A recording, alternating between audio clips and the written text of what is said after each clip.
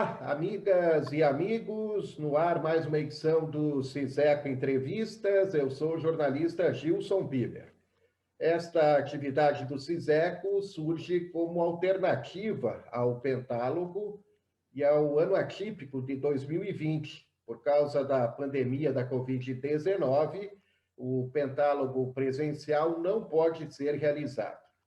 Então, o CISECO Entrevistas reúne especialistas nacionais e internacionais que desenvolvem trabalhos sobre manifestações da Covid-19 do ponto de vista comunicacional e principalmente dos sentidos que se enunciam e circulam, ressignificando o tecido social ou questões convergentes. Nosso convidado de hoje é o doutor Luiz Arthur Ferrareto, professor da Faculdade de Biblioteconomia e Comunicação da URGS, a popular Fabico, coordenador do Núcleo de Estudos de Rádio, pesquisador e docente do PPG em Comunicação da mesma universidade. A pandemia e o rádio, cenário midiático e processos sociais, é a temática da nossa conversa.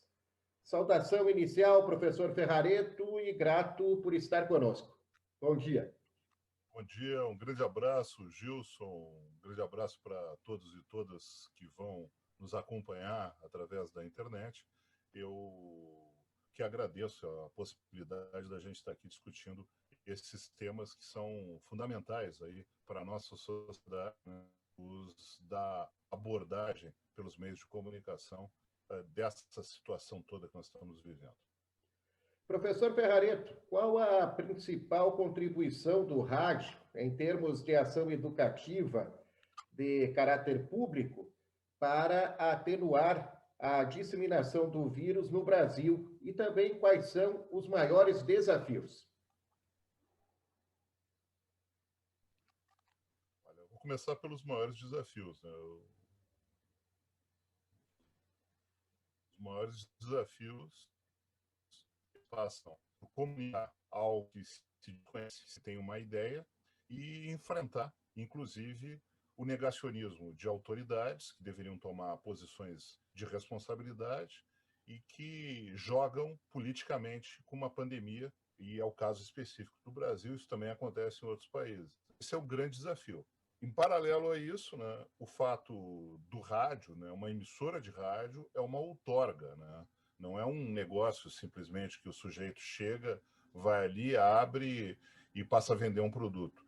É uma outorga. O que significa isso? Significa que existe um bem público, no caso as ondas eletromagnéticas, que o governo, né, do Estado brasileiro, né, em nome da sociedade, distribui o uso dessas outorgas, o uso desse bem público, que são as ondas eletromagnéticas, né, ele distribui esse bem público, usem. E aí nós temos um problema, né? Se é um bem público, se é algo que é o Estado brasileiro que está dizendo, olha, você pode usar isso, em nome da sociedade, tem que ter um uso responsável, tecnicamente correto e eticamente correto. E muitas vezes isso não acontece porque as emissoras, sejam elas públicas, comunitárias, estatais ou comerciais, que é a grande maioria, né? A grande maioria do rádio brasileiro, a grande maioria das estações de rádio no Brasil é o rádio, né? Passa pelo rádio com a finalidade de lucro, né? Muitas dessas estações elas são usadas com interesses políticos e aí a gente fica numa dupla situação, né? Num primeiro momento da abordagem da Covid-19, parece que todo mundo era responsável. Tinha já os negacionistas, né? Aqueles que usam estações de rádio com pontos de vista radicalizado, em especial à direita, né? Algumas grandes emissoras brasileiras, inclusive, que a gente chegou a assistir situações em que a negação da pandemia era tão grande que comunicadores diziam que em abril, isso em março, que em abril eles estariam viajando pela Europa com a maior tranquilidade do mundo, que não morreria muita gente, que as mortes seriam insignificantes, e inclusive fazendo eco a algumas fontes que também agindo dessa forma irresponsável. Mas, no primeiro momento, a abordagem é de uma maior responsabilidade, existindo já o negacionismo. Num segundo momento, à medida em que a sociedade entra num frenesi de normalidade dentro da normalidade, a gente continua vivendo sob a ameaça do novo coronavírus, mas as pessoas querem viver dentro de uma normalidade não mais existente. Né? Em paralelo a essa situação, que a própria população passa a agir de forma irresponsável, né? As emissoras, algumas que antes tinham uma abordagem mais responsável, também começam a se voltar para práticas, por exemplo, vamos defender a volta do futebol, né? Sem analisar exatamente o que isso diz para as pessoas de normalidade. Então, eu diria assim, a gente segue tendo uma postura mais responsável e uma postura negacionista. Essa postura mais responsável e negacionista tem a ver com a performance do comunicador ao microfone, tem a ver com as escolhas que estão feitas em termos de conteúdo e tem muito a ver com a forma como a sociedade brasileira enfrentou a pandemia e enfrenta a pandemia, que é uma forma extremamente irresponsável, extremamente contrária às determinações da Organização Mundial da Saúde e que nos deixa assim uma série de indagações, né, sobre o nosso futuro como sociedade, sobre o nosso futuro, em relação à ciência, né, à abordagem científica das coisas, né? O Brasil nunca teve tanta gente negando a ciência, nunca teve tanta gente descrendo da comunicação profissional como tem hoje, né? E nunca teve, por questões dos últimos 20 anos de desenvolvimento da tecnologia, um espaço tão grande para a opinião sem responsabilidade, um espaço tão grande para a opinião desqualificada, um espaço tão grande para um fingimento de liberdade de expressão, como é o espaço das redes sociais. E, em especial, daquelas redes sociais que elas ficam mais fechadas, que ficam nos grupos familiares, nos grupos de amigos, nos grupos políticos, na distribuição de fake news, no caso do WhatsApp.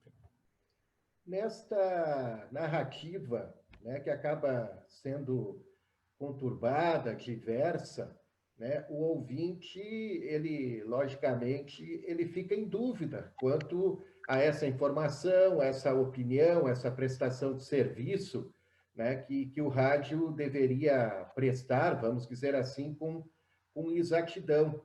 E como o senhor bem destacou, tem a questão envolvendo, né, a outorga, né? No Brasil, a gente tem dono de rádio, né, e o rádio é um serviço público, e o senhor também falou a respeito dos profissionais que fazem esse rádio, que produzem esse conteúdo. Então, o ouvinte, certamente, ele fica em dúvida aí quanto a essa narrativa que está relacionada à pandemia da Covid-19. Como fica a cabeça do ouvinte, então, nesse processo aí? Vou te dar um exemplo, né, Gilson, que eu acho que é próximo e é significativo. Um médico de 28 anos, um dos voluntários para a pesquisa realizada pela Universidade de Oxford, com uma indústria farmacêutica, a pesquisa para, na sua terceira fase, definir se a vacina funciona ou não funciona, o médico morre. Tá? Essa notícia é dada. E no momento que ela é dada, não se considera a possibilidade de que, em vários locais aconteceu isso é muito recente, não se considera a possibilidade dele ter tomado o placebo, a pesquisa de Oxford é feita da seguinte maneira, são 2 doses da vacina ou de uma outra vacina, no primeiro caso, que é uma vacina para meningite. E a segunda dose, no caso dessa outra vacina, que é o grupo de controle, é o placebo. Não tem efeito nenhum. Tá? Então, essa comparação, isso é feito com base científica, isso é feito com um rigor que inclui páginas e páginas de termos de consentimento que o voluntário precisa ler, entender e assinar. Isso envolve entrevistas, envolve exames médicos. É um processo sério. Como é que a imprensa em geral, o rádio em particular, aborda o caso? Reduz tudo à morte de uma pessoa que é voluntária. Não explica, tá, que esse voluntário, ou não salienta que esse voluntário, ele pode ter, por ser médico, e aparentemente a informação que se tem, a informação que vazou é essa, tá? Aparentemente, por ser médico, ele teve contato na linha de frente, combatendo a Covid. Aliás, seria interessante que as rádios fossem observar a quantidade de pessoas da área médica que está sendo também, além de estar na linha de frente, está sendo também voluntária para essa pesquisa e para as outras pesquisas também. Mas isso não aparece.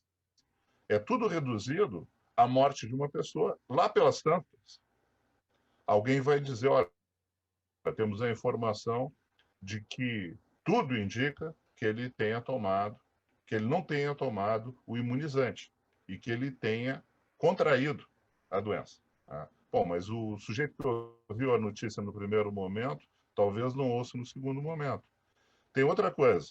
No caso do rádio a gente recebe a informação realizando outra atividade. Portanto, a atenção não é concentrada, é diferente da leitura. Tem outra situação.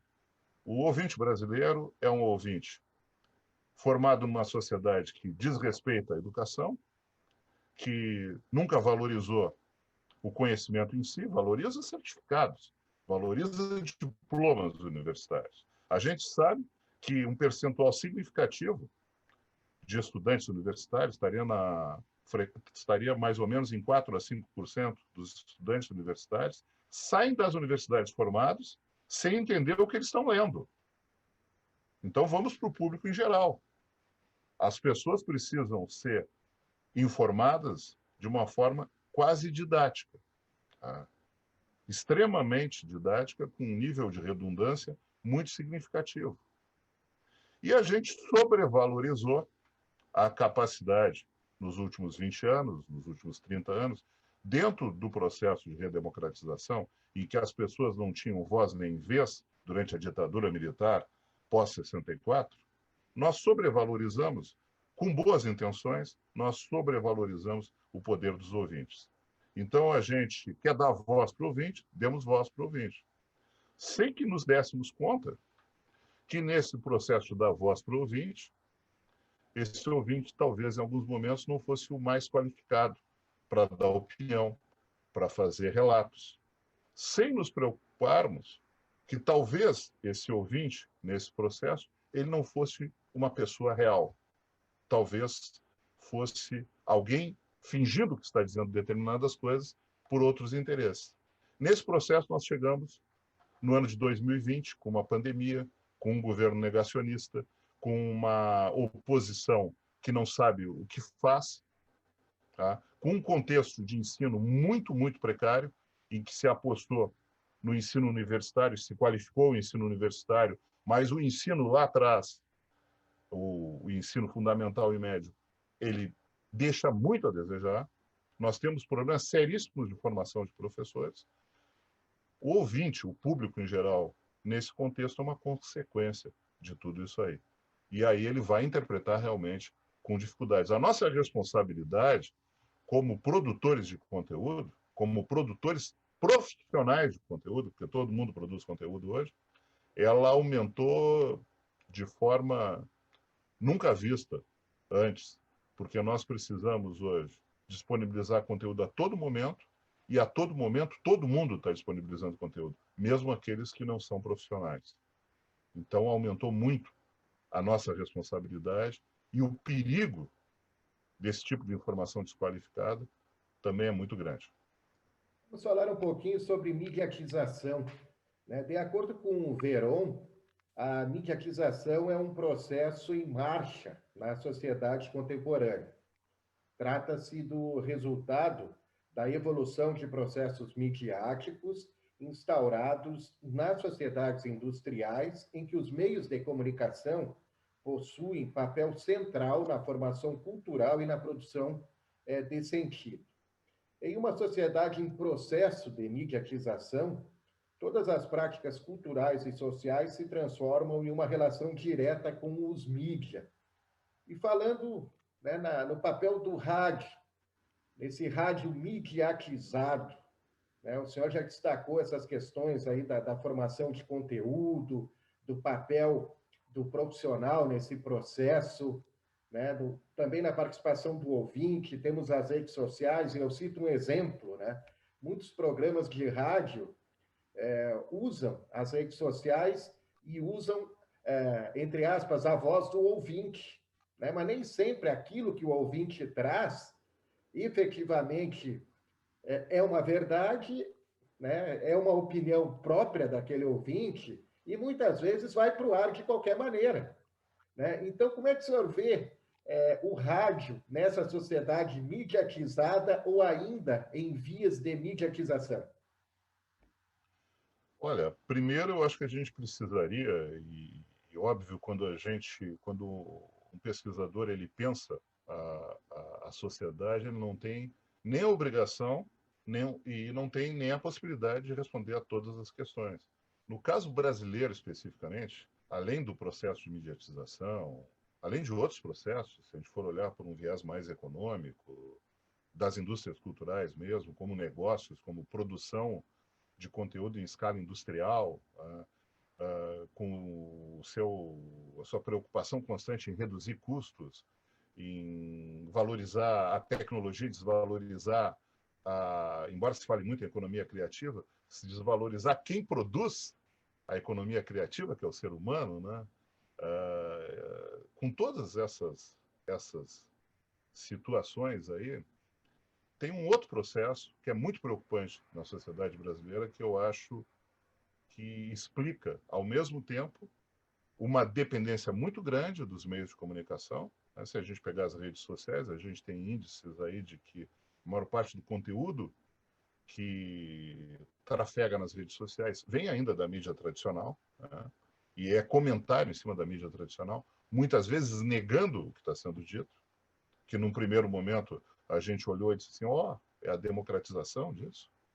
As pessoas não vão depender apenas daquilo que as indústrias culturais estão dizendo. E daqui a pouco a gente se deu conta que nesse processo tinha alguns espertalhões desconstruindo tudo. Então, o grande problema nessa situação que a gente vive é a crise institucional, é a crise de referência.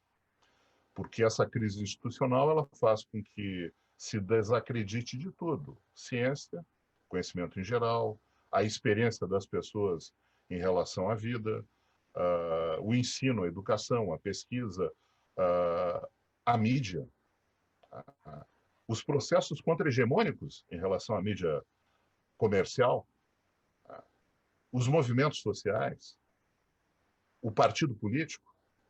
Como é que se pode chegar num ponto de uma sociedade e dizer que tal assunto ele está ideologizado demais porque ele está relacionado com a política? O problema da política é quando ela não é ideológica. Ela é o quê? Ela é na base do interesse. Eu faço isso, você me dá X cargos. Eu faço isso, você me passa X% de tal verba. Então, a nossa crise hoje, que está por trás de todo esse processo, né, de dependência e de negação, ao mesmo tempo, dos processos midiáticos, né, tem muita relação também com uma crise de valores, tá? Uma crise institucional. Vamos comparar com o momento posterior ao fim da ditadura militar, quando a gente ainda lutou por um tempo pela volta das eleições diretas.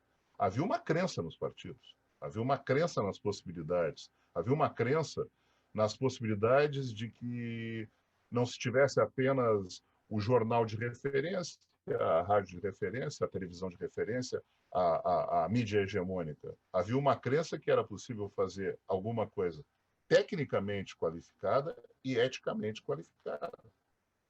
Hoje parece que nada disso tem valor. Se a gente comparar, por exemplo, o caso Watergate, tá? O jornal Washington Post, o caso Watergate, e o The Intercept, tá? E a chamada Vaza Jato, a gente vai ver que se pegasse o caso Watergate e fizesse a abordagem que o The Intercept faz, que é uma abordagem, muitas vezes, para além do jornalístico. Eu não estou desvalorizando o jornalismo que está ali. naquilo ali. Não estou dizendo que eles não deveriam abordar, denunciar, mostrar gravações e outras coisas. Eu falo da abordagem nas redes sociais. A abordagem nas redes sociais é opinativa. É opinativa por quê? Porque precisa de clique, precisa de engajamento, precisa não mais do assinante neutro, de todos os assinantes. Precisa do sujeito da bolha. E aí nós temos um outro problema que está relacionado com tudo isso que nós dissemos, né? Que é o transbordamento das práticas sociais, das redes sociais, para a vida diária. As redes sociais que surgiram emulando relações concretas passaram a determinar que as relações concretas, as relações físicas no dia a dia, os encontros, as conversas, as amizades, se dessem exclusivamente dentro de bolhas. E o acirramento político vem disso. Porque a rede social é uma maior manipulação do ponto de vista dos algoritmos. Né? O que o algoritmo faz? Ele joga para cima o que tem mais radicalismo. E nisso aí as pessoas não se dão conta que elas aumentam esse próprio radicalismo das redes, elas fazem parte disso e fazem parte disso de graça.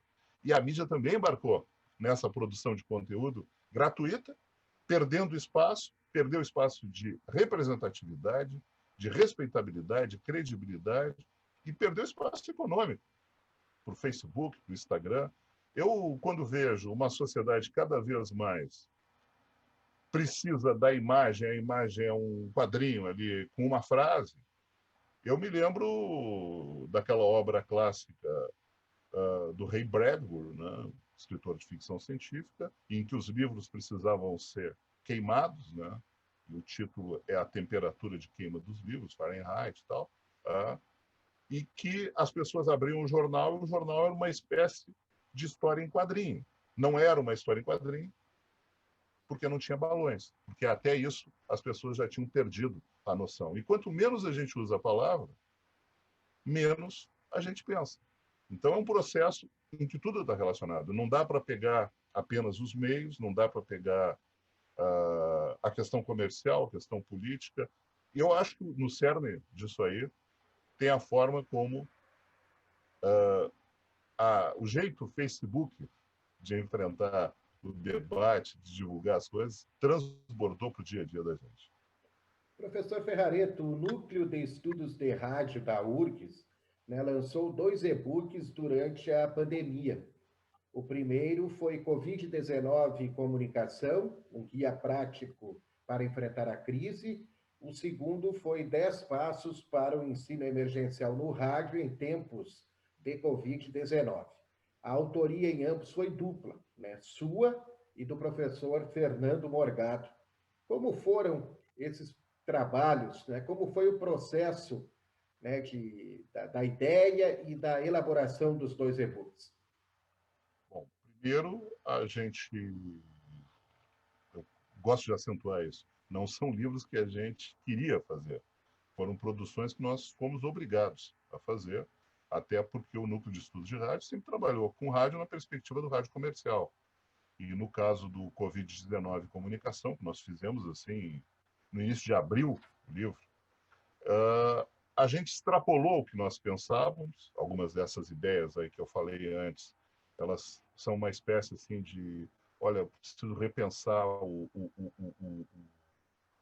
que eu estou dizendo, o que eu escrevi. Né? A gente tinha uma perspectiva de que sairíamos melhor dessa situação toda do que entramos. Já não tenho essa perspectiva. Eu acho que a sociedade sai muito pior, sai odiando, sai com medo de vacina, a comunicação sai pior, porque você liga o rádio, tem um cara dizendo que fulano é comunista porque é médico, o Papa é comunista. Gente que nunca deveria. Direito à expressão é uma coisa, direito a usar o microfone para dizer besteira é irresponsabilidade social, porque é uma outorga pública.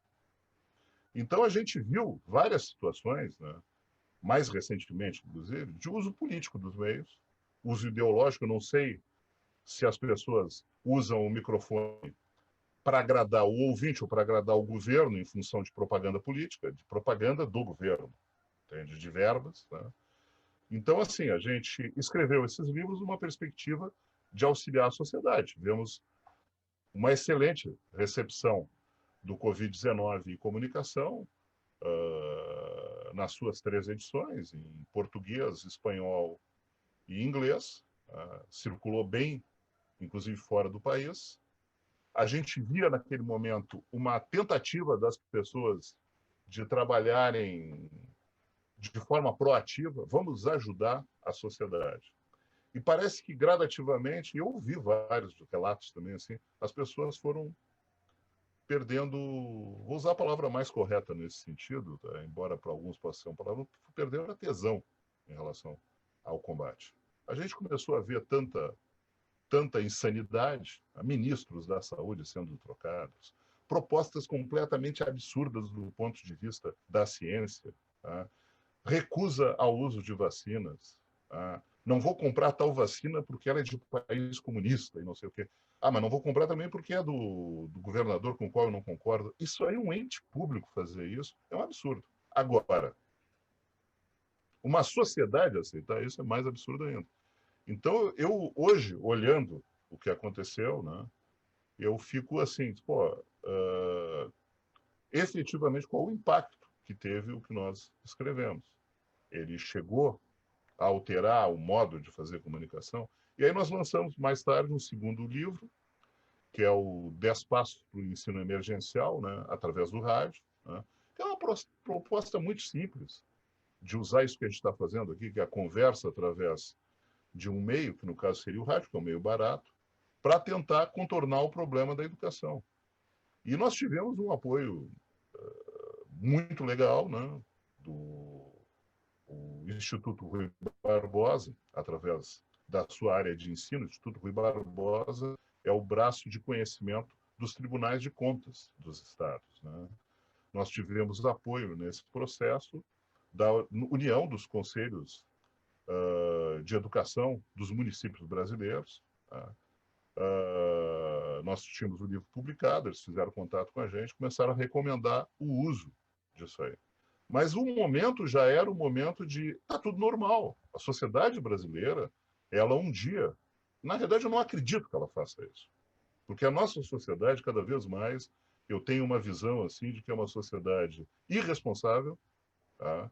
Que foi construída por governos de direita, de esquerda, de centro, o que for, populistas, e que as pessoas, elas são um reflexo disso também. Talvez, no meio de tudo isso, elas consigam ainda acordar para a ciência, acordar para o ensino, acordar para as possibilidades. Mas a sensação que eu fiquei ao longo desse processo, não vou considerar isso, nós tivemos nesses livros aí, em torno de, acho que a última vez que a gente olhou, estava em torno de 7 ou 8 mil downloads, tá? Que isso aí, se fosse livro físico, era na área de comunicação, um sucesso considerável, né? Esse de só sobre ensino aí teve 1.000 e poucos downloads. Tá? São momentos diferentes, né? Mas a sensação que a gente fica desse processo é que o brasileiro médio, ele está preocupado com agora, não está preocupado com o futuro. O profissional de comunicação, ele se desqualificou. Estava dando entrevista para algumas pessoas e até foi interessante. Bom, professor, sobre os livros, né? Professor, o senhor está dizendo o que vocês estão dizendo? É o óbvio, não é? Claro que é óbvio. Porque você ser flexível em relação à realidade, ser responsável em relação à realidade, estabelecer parcerias, ter coragem de mudar, são os 4 princípios desse livro Covid-19 e Comunicação. Isso é o óbvio. Você tem uma perspectiva de usar o rádio para o ensino, porque ele é barato, porque a sociedade brasileira é uma sociedade pobre e precisa de ensino, é o óbvio. Só que parece que para o brasileiro não é óbvio o ensino, não é óbvia a saúde, é óbvio quando você está doente ou quando não tem aula.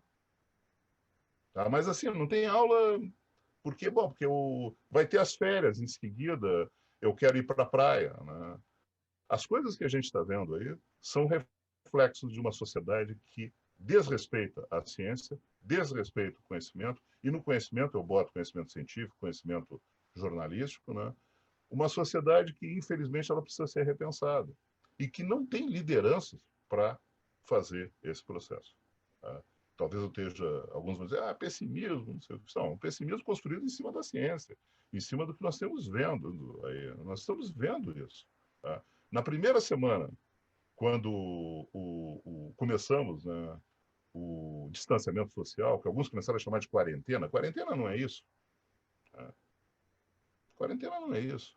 Tá? Lockdown não é isso. Mas por que usava quarentena e lockdown? Um motivo, ignorância. Outro motivo, esperteza.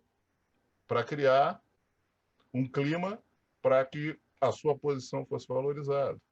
Bom, uma sociedade que se deixa reger pela ignorância, pela esperteza, eu posso ser otimista? Não tenho como, né? A gente pode e deve, foi isso que nós fizemos, né? Produzir conteúdo. Mas eu tenho muito medo do que vem ainda pela frente. Porque a gente está vendo a situação europeia o tempo todo. É curioso também, né? A situação europeia começou a se comparar, quando melhorou na Europa, começou a se comparar o Brasil, noutra época, é o mesmo calendário, mas a temperatura, o clima é diferente. Tá? Então começou a melhorar lá, aqui começou a melhorar na marra. Né? Tá? Liberou o futebol lá, tem que liberar aqui na mesma data. Tá? Agora está acontecendo o contrário. Lá está disparando, espero que a gente não tenha uma segunda onda aqui. Tá? Talvez a gente dê sorte. A nossa irresponsabilidade é tão grande que talvez a gente dê sorte, porque vai bater no verão, aí tem menos doenças respiratórias, sei lá. Vamos ver o que vai acontecer. Mas agora está acontecendo a segunda onda na Europa e parece que as pessoas, tirando alguns comunicadores mais responsáveis, as pessoas não estão dando bola para isso. Não é comigo. Tá? Então, acho que a nossa sociedade está precisando realmente se repensar e, com ela, precisa se repensar a responsabilidade social de jornalistas, de radialistas, de comunicadores, dentro de um contexto onde todos produzem conteúdo e que nós deveríamos ter uma postura profissional. E muitas vezes a postura profissional também esbarra na falta de conhecimento técnico das novas gerações. Em algum lugar, nós, professores, também estamos errando. Tá? Porque você vê aí programa mal produzido, vê informação dada de forma superficial, não vê uma pergunta em que a pessoa parou, pensou, foi ver o que está sendo dito sobre isso, sobre aquilo, como aquele outro. Por exemplo, a pergunta que você me fez sobre o Verón, em cima da ideia. Isso é uma pesquisa, uma pergunta que necessitou parar e pensar para ser feita. No dia a dia, você anda na frente do entrevistado e sai falando. Tá? Muitas vezes sem pauta. Tem comunicadores hoje que chegam ao ponto de dizer para a pessoa, você fala o que você quiser. Então não precisa de comunicador. Professor Ferrareto, né, diante disso tudo que o senhor falou, o ensino universitário, né, na formação de comunicadores, né, daí aqui dá para incluir, né, todas as categorias aí, ele precisa se ajustar, precisa se corrigir. E de que forma isso pode ser possível, até levando em conta a atividade profissional nessa área, ou melhor, nesse momento da pandemia? Primeiro, a gente tem que considerar a realidade e não a ideia que a gente tem de uma realidade imaginada. Para a gente conseguir chegar próximo de algum ideal, tem que partir do que é concreto naquele momento. Nós, infelizmente, nós temos uma sociedade em que o sujeito pode entrar lá no jardim de infância e sair no pós-doutorado sem nunca ter parado para ser, né, falando na área de comunicação, para ser repórter, para ser apresentador de programa, para ser qualquer coisa na área de jornalismo, de publicidade, radialismo, de relações públicas. Tem essa possibilidade.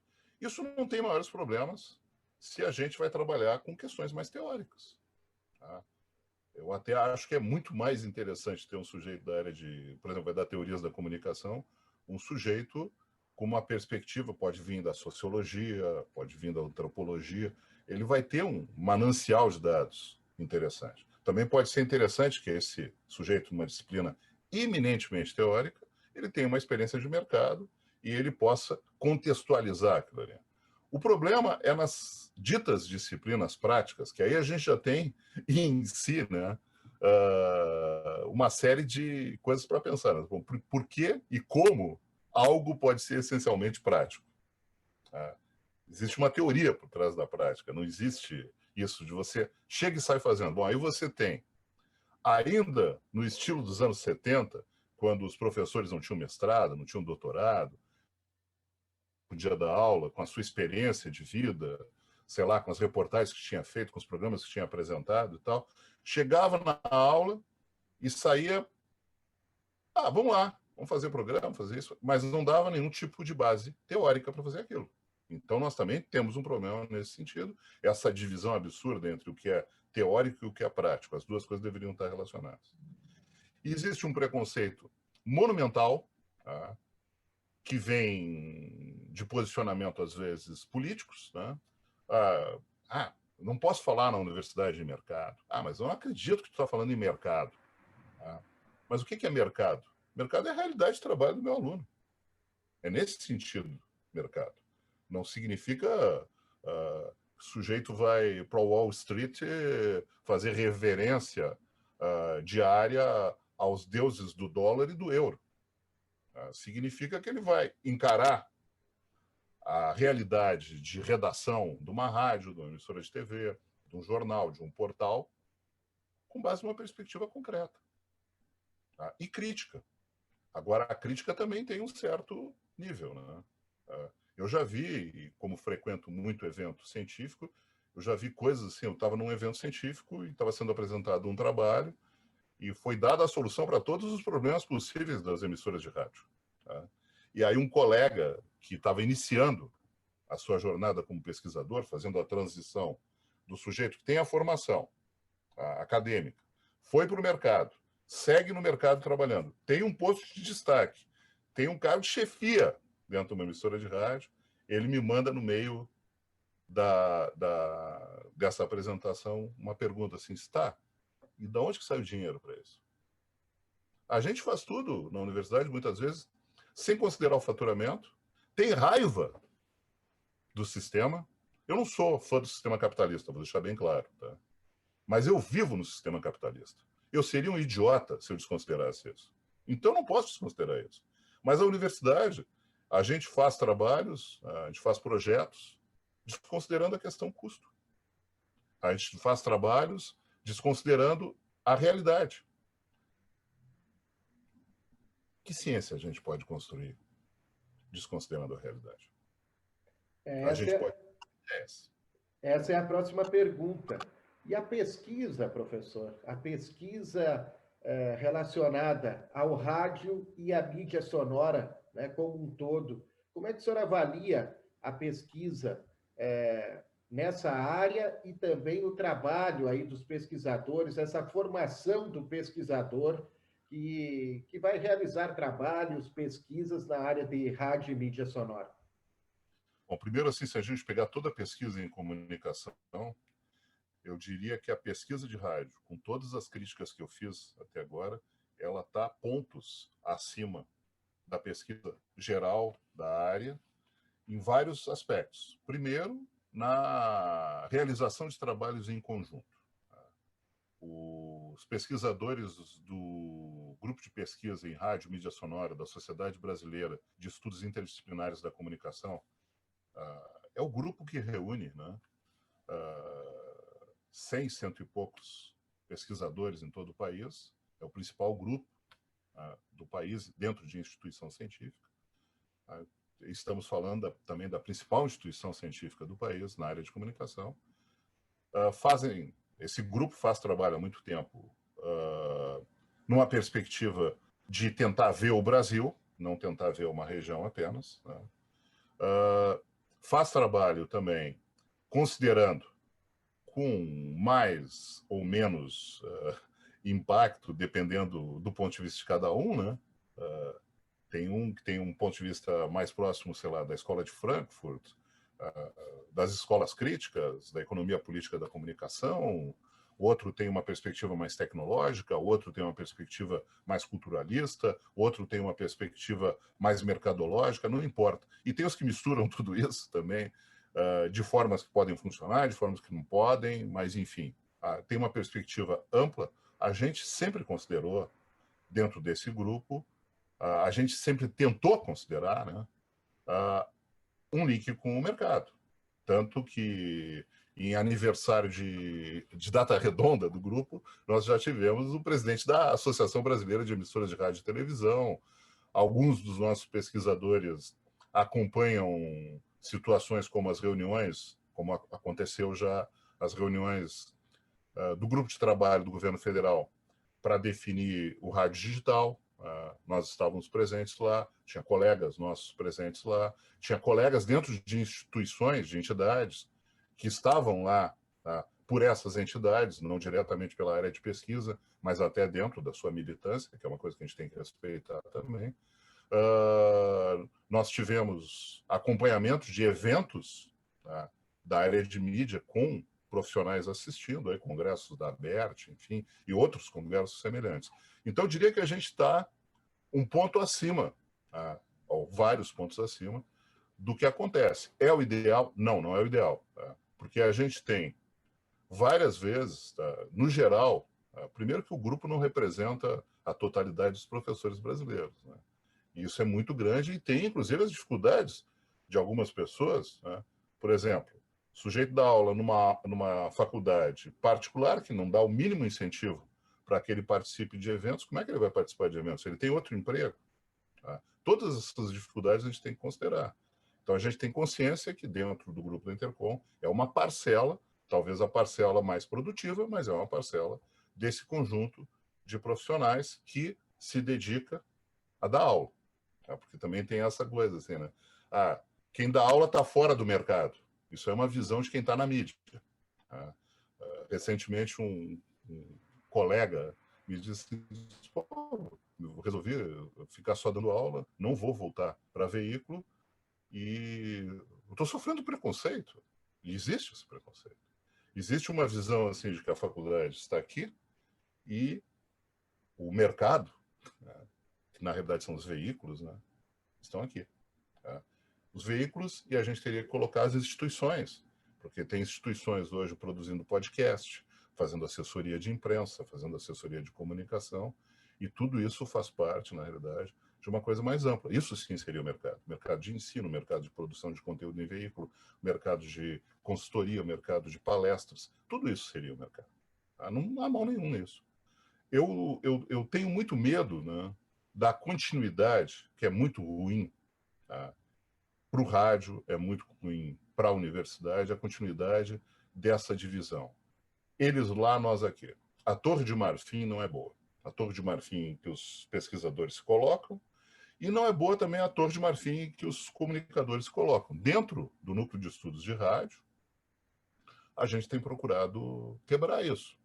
Nós temos pesquisas com aspectos mais teóricos e nós temos pesquisas sendo feitas, a maioria delas, na realidade, dentro de veículos, né? Nesse momento, a gente tem estudos sobre o uso de redes sociais por emissoras de rádio de vários pontos do país, está sendo feito, está começando esse processo agora.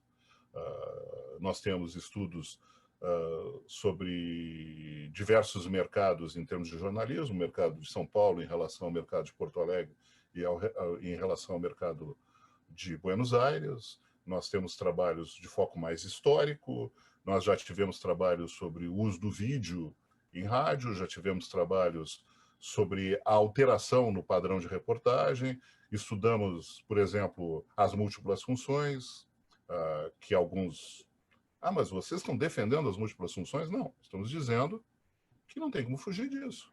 O profissional hoje, ele exerce múltiplas funções. O errado não está... Eu acho que nós somos os dizer isso na academia. O problema não está no sujeito exercer múltiplas funções. O problema é que tem poucas pessoas para exercer essa nova categorização, esse novo tipo de profissional, né? As emissoras querem reduzir pessoal e fazer com que o sujeito acumule funções. Mas, na realidade, ele também não está preparado para acumular funções, que é um problema da universidade, né? A gente tenta ver sempre, né, de uma forma assim, olha, não é o mercado só que está errado ou que está certo. Né? Não são os veículos, não são as emissoras de rádio, não são os produtores de podcast, que nós estamos trabalhando também bastante com isso hoje, que estão errados ou que estão certos. Tá? Tem vários níveis aí de erros e acertos. É assim que se faz pesquisa. Um dos níveis de erros e acertos, obviamente, tá, é a formação profissional. Tem problemas, tá? E tem acertos. Tá? Outro nível de erros e acertos é o próprio profissional. Tem profissional trabalhando hoje como querendo trabalhar hoje, que é impossível, né? Como se ele estivesse nos anos 80, quando eu era repórter, né? Que era um processo totalmente diferente. Né? Tem gestores pensando o rádio como nos anos 90. Inclusive, agora nós temos eu acho um momento curioso. Nos últimos 3 anos aí, as alterações políticas que estavam acontecendo, o Brasil pendendo de um governo de centro, do Temer, depois de governos de centro-esquerda, para um governo de ultradireita, os empresários pensando assim, não, nós vamos voltar às condições de... Porque agora a economia vai se aquecer, sei lá o que estavam prometendo para eles. Nós vamos voltar às condições de concorrência dos anos 90. Nos anos 90, as rádios de jornalismo concorriam entre si. Nos anos 90, as rádios mais populares concorriam entre si. Nos anos 90, as rádios musicais concorriam entre si, mas as jovens concorriam entre si, as populares musicais concorriam entre si, tinha algumas que se destacavam e tal, e não concorriam com ninguém, porque tinham inventado uma faixa própria. Isso não existe mais. Hoje, tudo concorre com tudo. Inclusive, se a gente pensar assim, o rádio concorre com outros meios. Tanto que a televisão adaptou a sua programação. A programação da Rede Globo hoje é uma programação de rádio, tirando novela e alguns programas. O jornalismo da Rede Globo hoje é um jornalismo de rádio. A Globo News é uma emissora de rádio com imagem. Então, essas mudanças, essas zonas de sombra, elas precisam ser consideradas, e é preciso considerar a culpa, entre aspas, que cada um de nós tem nesse processo e os méritos que cada um de nós tem nesse processo. Você não pode deixar de olhar uma emissora que está com um projeto interessante, criando um aplicativo interessante, que acrescenta conteúdo, que acrescenta imagem, que está disponível em aparelhos de televisão que estão chegando ao mercado. Você não pode deixar de olhar essa emissora, esse processo que é interessante, porque o processo de conteúdo dela é horrendo. E tem posicionamento político exacerbado que contraria a noção de outorga. Mas você tem que olhar, você precisa olhar aquele lado ali, que é o lado da tecnologia. Agora, não pode pensar tecnologia sem pensar conteúdo, sem pensar o pessoal, a pessoa, né? A infraestrutura de recursos humanos, por exemplo. Eu diria assim, o grande problema hoje do rádio brasileiro, tá? O grande problema da comunicação profissional brasileira é formação. Esse é o problema da sociedade brasileira. E como a gente não tem formação, a gente copia. Tá dando certo tal coisa. Copia. E o modelo de rádio brasileiro, se a gente pensar, desde os anos 70, é cópia. O que a universidade contribuiu para mudar isso? Eu faço essa pergunta com frequência. Não, aí vem um monte de teoria. Mas não, eu quero saber na prática. O que a gente contribuiu? O que nós sugerimos de projeto e foi recusado nesse aspecto? Quais são os problemas que nós ajudamos a resolver? Isso nós temos que nos preocupar. Tem alguns problemas que nós ajudamos a resolver. O meio de pesquisa brasileiro evitou, tá, que o Brasil optasse por um sistema de rádio digital que não ia dar certo. Obrigou que o governo brasileiro fizesse pesquisa sobre isso. O meio de pesquisa brasileiro apoiou a migração do AM para o FM, que é necessária. Tá? Isso já acho que é um grande progresso. E a gente tem que considerar também a relatividade do tempo que nós temos de construção de cursos na área de publicidade, onde tem lá jingle e spot, que é rádio, de jornalismo, onde tem os noticiários, a reportagem de rádio, aquela parte que é rádio, e os cursos de rádio e TV e internet, que deveriam ter muito mais força e tem pequena força no Brasil. Então a gente tem que considerar também os diversos níveis de desenvolvimento desses cursos dentro das instituições de ensino, né, Gilson? Eu quero agradecer ao professor Luiz Arthur Ferrareto, que gentilmente esteve conosco hoje no CISECO Entrevistas. Grato, professor. Eu que agradeço essa oportunidade de estar conversando sobre rádio aí, tentando fomentar também esse debate aí a respeito do rádio, mas do rádio em contexto, né? Não olhando apenas isoladamente o meio, as emissoras. Um grande abraço, muito obrigado para as pessoas, né, que, enfim, vão acessar, estão acessando, acessaram esse conteúdo, e a gente fica disponível no Núcleo de Estudos de Rádio da Cidade Federal do Rio Grande do Sul. A gente é facilmente acessível, né? Fica acessível facilmente nas redes sociais, em fanpage lá no Facebook, temos uma página também, é só colocar no Google que vocês nos localizam. Um grande abraço. Obrigado, professor Ferrareto. O CISECO Entrevistas de hoje fica por aqui. Até a próxima. Grande abraço.